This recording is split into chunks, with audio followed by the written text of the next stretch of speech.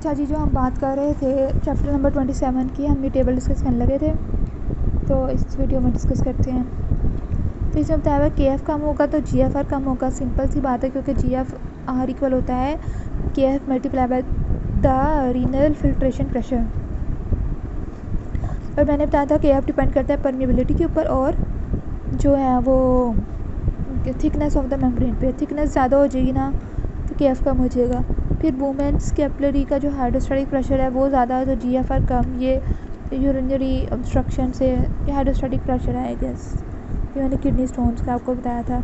ये सारे समराइज़ किया हुआ जितना भी अभी तक हमने पीछे पढ़ा है ना determinants of G F R के बाद, ठीक है। फिर ये सारी बातें, एक ग्लोमेरुला क्लोइडोस्मोटिक प्रेशर ज़्यादा तो जी एफ आर कम। फिर एफरेंट आर्टरियोल की रेजिस्टेंस कम तो जो है वो जी एफ आर जो है वो ये है आर्टीरियल प्रेशर कम तो जी एफ आर कम। फिर जो एफरेंट आर्टरियोल है उनकी रेजिस्टेंस कम होगी, सारा ब्लड जो है फ्लो होकर बाहर चला जाएगा, जी एफ आर कम। एफरेंट की ज़्यादा हो जाएगी तो फिर ब्लड आएगा कहाँ से, तो वो जी एफ आर कम। ग्लोमेरुला का जो हाइड्रोस्टैटिक प्रेशर है वो कम होगा तो अल्टीमेटली जी एफ आर कम होगा। फिर आगे आता है जी renal blood flow 1100 ml per minute होता है, 22% होता है और द जो है वो कार्डिक आउटपुट। और अगर हम बॉडी वेट के लिहाज से देखें तो 0.4 होता है। फिर जितना ज़्यादा काम करता है जो उसको उतनी ज़्यादा एनर्जी चाहिए होती है। जितना ज़्यादा किडनी सोडियम को फ़िल्टर करेगा, क्योंकि सबसे ज़्यादा उसकी एनर्जी लगती है सोडियम को फ़िल्टर करने में। एटीपी भाई यूज़ होते हैं वहाँ पे, तो उतनी ज़्यादा ऑक्सीजन यूज़ होती है। सिंपल सी ये बात सही है कि अगर जो है वो किडनी का जो है फंक्शन ठीक नहीं होता, वो फ़िल्टर कम करती है सोडियम को, तो उसको ऑक्सीजन की जो ज़रूरत है वो भी कम पड़ती है। फिर determinants of renal blood flow हम कैसे निकालते हैं कि artery pressure minus venous pressure divide by the resistance. फिर आगे आता है इम्पोर्टेंट टॉपिक ऑटो रेगुलेशन का, और फिर ये हार्मोनल कंट्रोल है और दो मैकेनिज़म्स हैं ऑटो रेगुलेशन के। अच्छा, ऑटो रेगुलेशन क्या होता है कि हमारे पास जो आर्टीरियल प्रेशर हमने कहा कि ज़्यादा होगा तो जी एफ आर ज़्यादा हो जाएगा, ठीक है।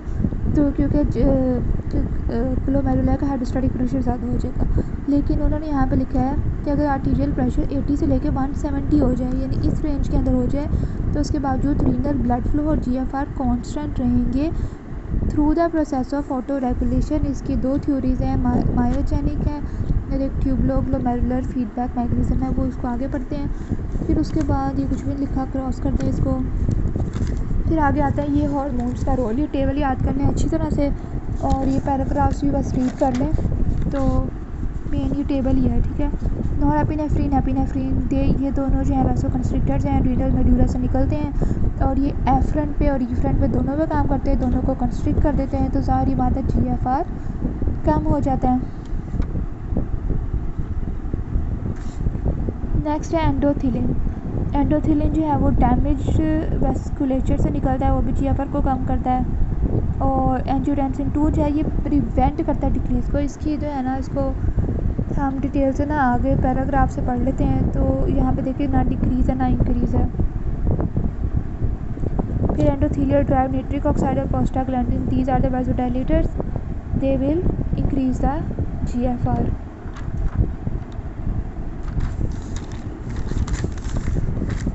अच्छा जी, एंजियोटेंसिन 2 जो है ना, उसका ख़ास बात ये है कि वो एफरेंट के ऊपर काम नहीं करता, वो ईफ्रेंट के ऊपर काम करता है, ठीक है।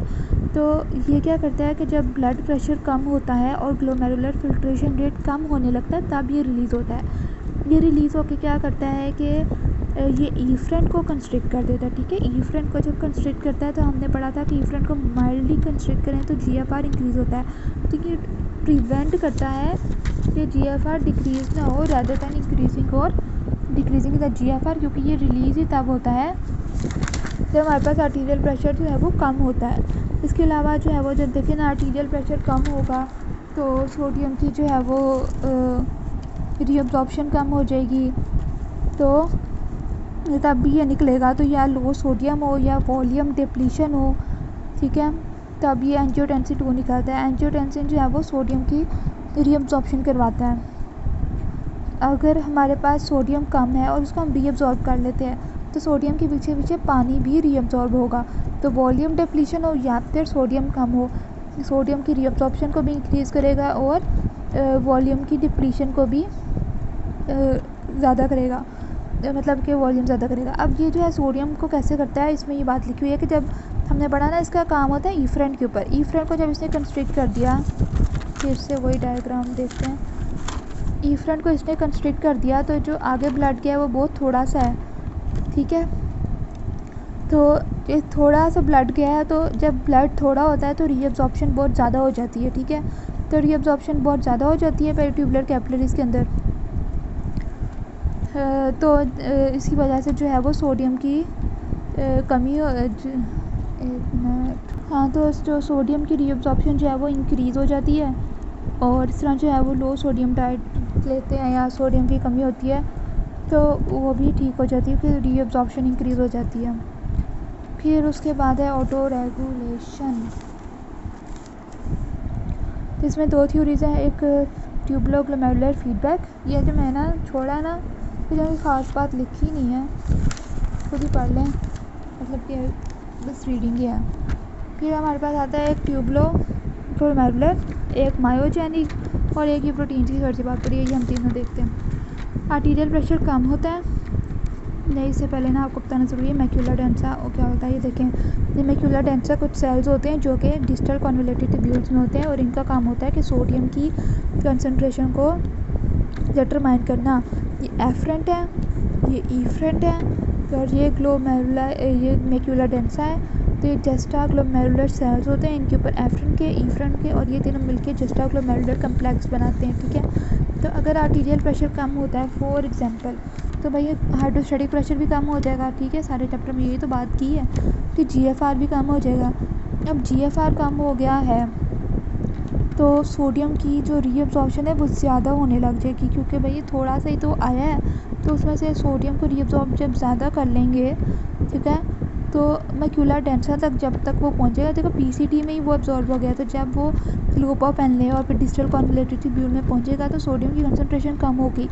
जब भी सोडियम की कंसनट्रेशन कम होती है तो भाई ये जो है ना, ये पूरा जस्टा ग्लोमेरुलर कम्प्लेक्स या अपरेटस ये समझ लेता है कि भाई जीएफआर कम है, तो ये इसको कम होने को वो उसने सिग्नल रखा हुआ है कि भाई जीएफआर कम है। और ये जीएफआर कम क्यों हुआ, हाइड्रोस्टैटिक प्रेशर कम था, आर्टीरियल प्रेशर कम था, सोडियम की एब्जॉर्प्शन बहुत ज़्यादा हो जाती है, तो मैक्यूला डेंसा के तक जब सोडियम पहुंचता है वो बहुत ही थोड़ा होता है। तो ये रेनिन रिलीज़ करवाता है, रेनिन एंजियोटेंसिन 2 रिलीज़ करवाता है और ईफ्रेंट आर्टरियोल्स की कंस्ट्रिक्शन के रेजिस्टेंस को इंक्रीज़ करवा देता है और एफरेंट की डिक्रीज़ हो जाता है। जब एफरेंट डिक्रीज़ होगी, ईफ्रेंट जो है वो डिक्रीज़ होगी, एफरेंट इंक्रीज़ होगी, तो सारी बात है जीएफआर इंक्रीज़ हो जाएगा। नेक्स्ट हमारे पास है मायोजेनिक। मायोजेनिक में क्या होता है कि जब आर्टीरियल प्रेशर ज़्यादा हो गया, ब्लड प्रेशर भी ज़्यादा हो गया, तो जो वॉल्स हैं उनके ऊपर स्ट्रेच पड़ता है। जब उनके ऊपर स्ट्रेच पड़ता है तो स्ट्रेच रिसेप्टर्स एक्टिवेट होते हैं, कैल्शियम मूव करता है आउटसाइड से इनसाइड। जब कैल्शियम अंदर आता है तो वैसो कंस्ट्रिक्शन करवाता है, तो जो है वो वैसो कंस्ट्रिक्शन करवाता है और रेजिस्टेंस इंक्रीज़ होती है और जीएफआर जो है वो डिक्रीज़ हो जाता है, ठीक है। तो यहाँ पे हम पढ़ रहे थे ना कि जब आर्टीरियल प्रेशर ज़्यादा हो जाता है तो जीएफआर जो है वो भी ज़्यादा हो जाएगा, और अगर जीएफआर ज़्यादा हो गया तो सारा का सारा जो है वो फिल्टर ही हो जाएगा, तो बॉडी के अंदर वॉल्यूम में डिप्लीशन हो सकती है। दैट्स वाई ये मायोजेनिक थ्योरी है और ट्यूबुलो-ग्लोमेरुलर थ्योरी है। फिर ये अमीनो एसिड्स का लिखा हुआ है, अगर अमीनो एसिड ज़्यादा होंगे तो पीसीटी के अंदर उनकी एब्जॉर्प्शन ज़्यादा होगी और इनकी एब्जॉर्प्शन जो है वो सोडियम के साथ होती है, तो सोडियम भी ज़्यादा रीअब्जॉर्ब होगा। तो सोडियम ज़्यादा रीअब्जॉर्ब होगा तो मैक्यूला डेंसा को जो है वो सोडियम कम मिलेगा और उनको लगेगा कि भाई जो जीएफआर है वो हमारा जो है वो कम हो गया है, क्योंकि रीअब्जॉर्प्शन बहुत ज़्यादा हो गई है। अमीनो एसिड्स को हमने रीअब्जॉर्ब करनी ही करनी है ना, इनको तो नहीं ना हमने एक्सक्रीट करना, और उसके लिए सोडियम चाहिए, तो सोडियम की भी रीअब्जॉर्प्शन ज़्यादा होगी। मैक्यूला डेंसा भाई समझते हैं कि भाई सोडियम कम हो गया, इसका मतलब जीएफआर कम है, और एफरेट आर्टरियोल के रेजिस्टेंस को कम कर देते हैं तो जीएफआर जो है वो ज़्यादा हो जाता है।